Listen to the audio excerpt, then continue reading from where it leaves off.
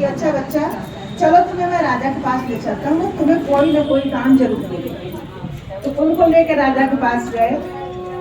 तो राजा उनके कार्य से बहुत प्रसन्न हुआ और बोला कि मेरे यहाँ एक सोने का मंदिर है, इसमें कोई पुजारी नहीं है, तुम वहाँ पुजारी का काम करो, जो भी दक्षिणा चढ़ती है, भोग प्रसाद चढ़ता है, उसी से तुम अपना जीवन यापन करो। ठीक है। ये पुजारी के रूप में उस मंदिर में सेवा करने लगे भगवान की। और इधर इनकी पत्नी बहुत चिंतित हो गई, इतने दिन गए हो गया, कोई खोज खबर नहीं, ना कोई खर्चा पानी कुछ नहीं दे रहे हैं, घर का खर्चा कैसे चले।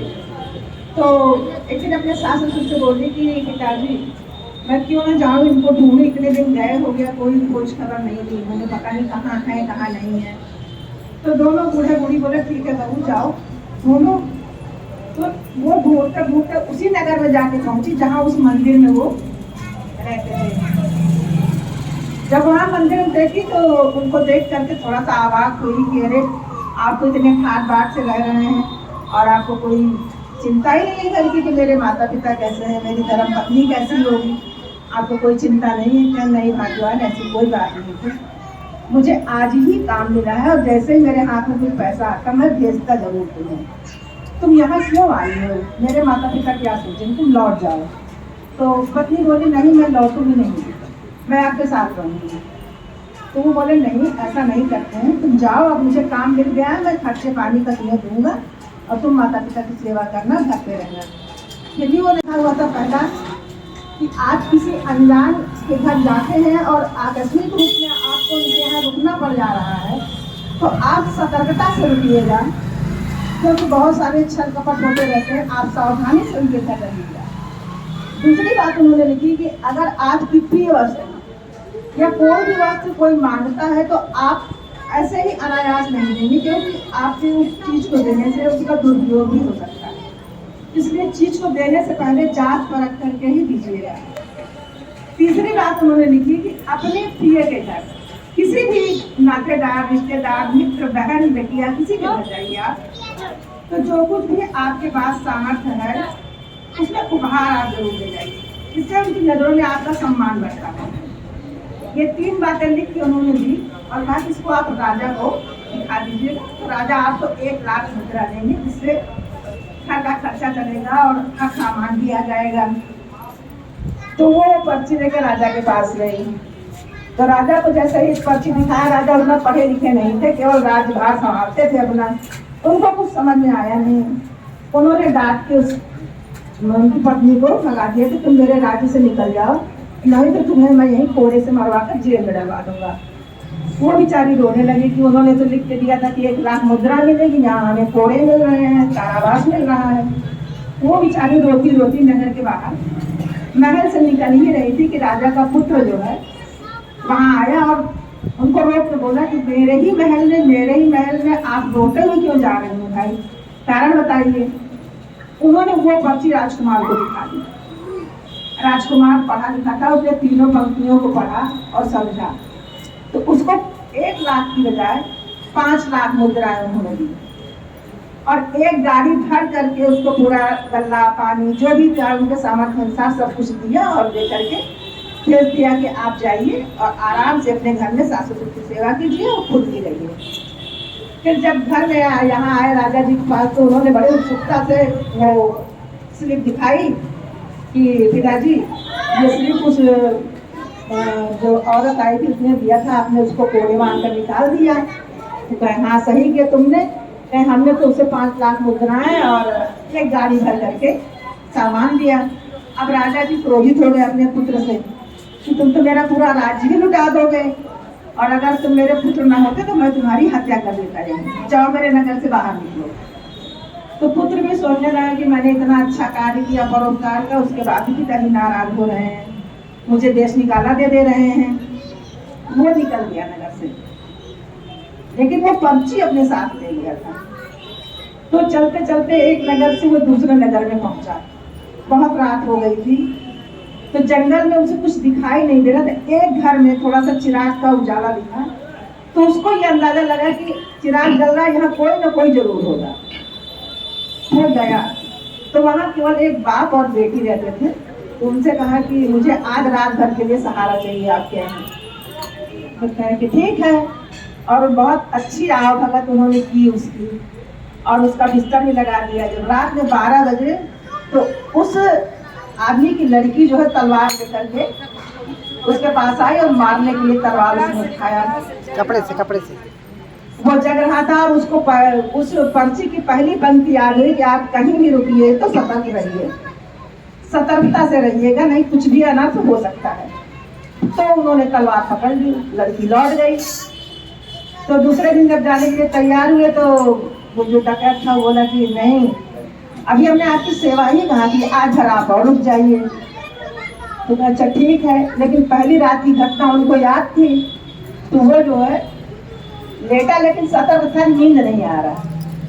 12 बजा तो फिर वो लड़की तलवार लेके आई। तो वो खड़े हुए और उन्होंने कहा कि देवी ये बताओ तुम मुझे मारना क्यों चाह रही हो, मैंने कोई गलत कार्य नहीं किया है। तो वो कही कि यहाँ ऐसा ही होता है, मेरे पिताजी डकैत हैं, जो कोई भी आता है हम लोग रात में उसको रोकते हैं और उसको हत्या करके उसका सारा माल हम लोग लूट लेते हैं। तो कहे कि अच्छा ऐसा है कि तुम हमारे साथ चलोगी। तो कहे अगर मैं तुमको मारूंगी नहीं तो मेरा पिताजी मेरे हमको मारना देंगे। तो कहे ठीक है, तुम हमारे साथ चलो।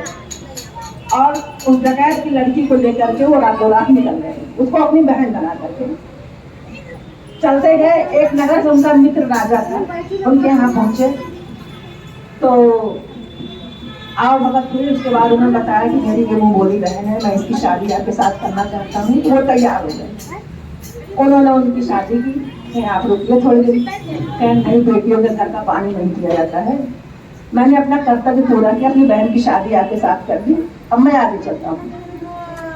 वो आगे चले। एक दूर देश में एक राजा था, तो उनको पता लगा कि उनकी लड़की जो है वो रोज ब्याह करती है, लेकिन सुहागरात किसी के साथ नहीं मना पाती है। रात में ही उस लड़के की जान चली जाती है। तो उस गांव के आखिरी लड़के की बारी थी, तब तक ये वहां से पहुंचे राजकुमार जी। तो उन्होंने कहा कि ठीक है, मैं आपकी लड़की से शादी करना चाहता हूँ, वैसे भी मुझे मारना है, निर्धन हूँ, वैसे भी है, चलो। लेकिन जब वो राजी हुए तो राजा ने कहा ठीक है, कुछ समय आप मेरी लड़की के साथ बिताइए, आज की रात आप मेरी लड़की के साथ बिताइए। उन्होंने कहा ठीक है। खाना पीना हुआ, एक कमरे में दोनों का बिस्तर लगा, अलग अलग चारपाइयां डाली गई और लेटे।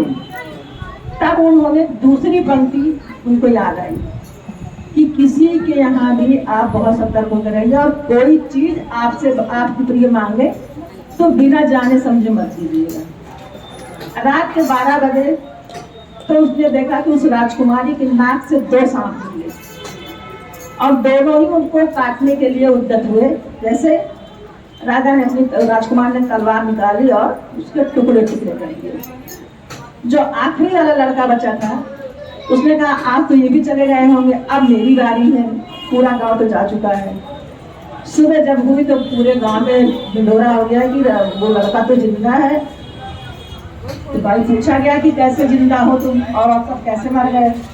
तब उन्होंने दूसरी पंक्ति को याद करते हुए बताया कि मैं सतर्क था और आपकी राजकुमारी सो जाती थी, तब उसके दोनों नाक से 2 सांप निकलते थे और वही उस लड़के को काट लेते थे, वो लड़का मर जाता था। अब दोनों की शादी हो गई, दोनों की शादी हो गई। राजा ने बहुत सारा धन दौलत देकर के, एक ही लड़की थी तो उसको घर जमाई बनाना चाहता था, लेकिन वो कहे नहीं, मैं अपने पिताजी के पास जाऊंगा, पिताजी के पास जाऊंगा और उनसे मिलूंगा। तो तैयार हुए राजसी वेश में भाई राजा थे। तो ये राजकुमार कहा नहीं, हम लोग साधारण व्यक्ति के रूप में चलेंगे और सबसे पहले अपनी बहन के यहाँ चलेंगे। एकदम दीन गरीब बन करके वो गए, केवल ये परखने के लिए कि तीसरी पंक्ति में जो लिखा हुआ है कि अगर आप कुछ उपहार लेकर नहीं जाते हैं या निर्धन तो सम्मान नहीं मिलेगा। इसीलिए उन्होंने ये रूप धारण किया और दोनों पति पत्नी अपनी बहन के यहाँ पहुंचे। आगे ही नौकर चाकर थे तो ये कौन आया है, तो रानी जी आपके भाई आए हैं। बोले कैसे हैं? कैसे? फटे से कपड़े, मैले कुचैले, और उनके साथ एक स्त्री भी है, वो भी मैला कुचैला पहने हुए है। तब वो मेरा भाई नहीं, उसे कह दो जाए। ये बात भी सत्य निकली उसकी। तो बहनों, कहने का मतलब ये है, अगर मनुष्य के अंदर चतुराई है, थोड़ी निर्धनता भी है, तो अपनी बुद्धि का उपयोग करके वो अपने हर कष्ट के मार्ग को धीरे धीरे पार कर जाता है। और जब वो फिर अपने नगर को पहुंचे तो राजा भी चकित हुआ कि तुम फिर लौट आए हैं पिताजी।